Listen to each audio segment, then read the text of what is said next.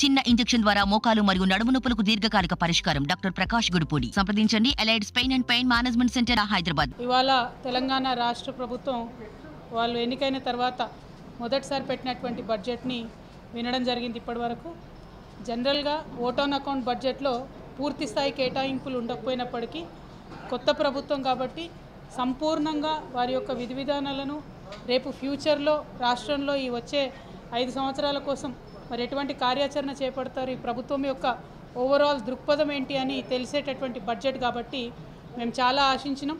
వారు పెట్టినటువంటి అనేక మేనిఫెస్టోల్లో ఉన్నటువంటి అంశాలన్నీ కూడా మరి ఇవాళ చెప్తారేమో. కేటాయింపులు ఇంపార్టెంట్ కాదు, కానీ వారి యొక్క అవుట్లుక్ ఎట్లా ఉంది, వారి యొక్క దృక్పథం ఎట్లుంది అనేటటువంటిది తెలుస్తుందని మేము అనుకున్నాం. ఉదాహరణకు చెప్పాలంటే మైనార్టీ సంక్షేమం విషయంలో బోలెడని మాటలు ఇదివరకు వాళ్ళు మాట్లాడడం జరిగింది. ఇమాంలు మౌజాన్లకు 10,000 ఇస్తాం, 12,000 ఇస్తామని చెప్పడం జరిగింది. సపరేట్గా పిల్లల కోసం తోఫే తాలీం అనే కార్యక్రమాలు పెడతామని మేనిఫెస్టోలో చెప్పడం జరిగింది. కానీ వాళ్ళ మొత్తం మైనార్టీ సంక్షేమం కేవలం ఒక పారాగ్రాఫ్లో క్లోజ్ చేసేసి 2,000 కోట్ల రూపాయలు ఇస్తున్నామని చెప్పడం జరిగింది. అట్లా ఏదైనా కూడా మీదనే చెప్పిండ్రు తప్పితే సంపూర్ణంగా ఏదైతే ఎన్నికల ప్రచార సందర్భంగా మైక్రో లెవెల్ అంశాలు చెప్పిండ్రో వేటిని కూడా బడ్జెట్లో పెట్టకపోవడం అన్నది ఈ ప్రభుత్వానికి చిత్తశుద్ధి లేదనేటటువంటి విషయాన్ని తెలియజేస్తూ ఉన్నది. అదేవిధంగా ఈ పేర్లు మారుస్తాం, ఆ చిహ్నాలు మారుస్తాం అనే అంశాలకు ఇచ్చినటువంటి ప్రాధాన్యత, మరి ఇదివరకు చేసినటువంటి వాగ్దానాలు వాటికి సంబంధించినటువంటి కేటాయింపులపై పెట్టకపోవడం అన్నటువంటిది శోచనీయంగా మేము భావిస్తూ ఉన్నాం. ఓవరాల్గా ఈ రాష్ట్రంలో కొత్తగా ఏర్పడినటువంటి ప్రభుత్వం పాత పేర్లను మార్చి కొత్త పేర్లను పెడతామంటున్నారు తప్పితే ప్రగతి యొక్క గేర్లు మార్చేటటువంటి విధానాన్ని వాళ్ళు ఎన్నుకోలేదు.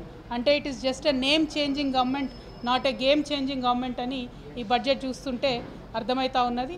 ప్రధానంగా మహిళలకు, అదేవిధంగా యువతీ యువకులకు షాదీ ముబారక్ పేరు మీద ఇదివరకు ₹1,00,000 కేసీఆర్ గారు ప్రభుత్వం ఇస్తే మేము అధికారంలోకి రాగానే ₹1,00,000 ఒక తులం బంగారం ఇస్తామని చెప్పినారు.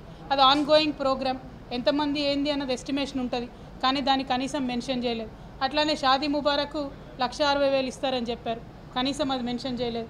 ఆశా వర్కర్స్ ఉంటే మిమ్మల్ని గవర్నమెంట్ ఉద్యోగులుగా చేస్తాము, 18,000 జీతాలు ఇస్తామని చెప్పినారు, అది కనీసం మెన్షన్ చేయలేదు. కేటాయింపు చేయకపోయినా ఒక ప్రభుత్వం యొక్క కమిట్మెంట్ను, చిత్తశుద్ధిని చెప్పేటటువంటి ఒక డాక్యుమెంట్గా బడ్జెట్ని చూస్తాం. కాబట్టి మరి ఆ యొక్క ఈ బడ్జెట్ డాక్యుమెంట్లో ప్రభుత్వం యొక్క ఆ కమిట్మెంట్ లోపించిందని చెప్పి నేను భావిస్తూ ఉన్నాను.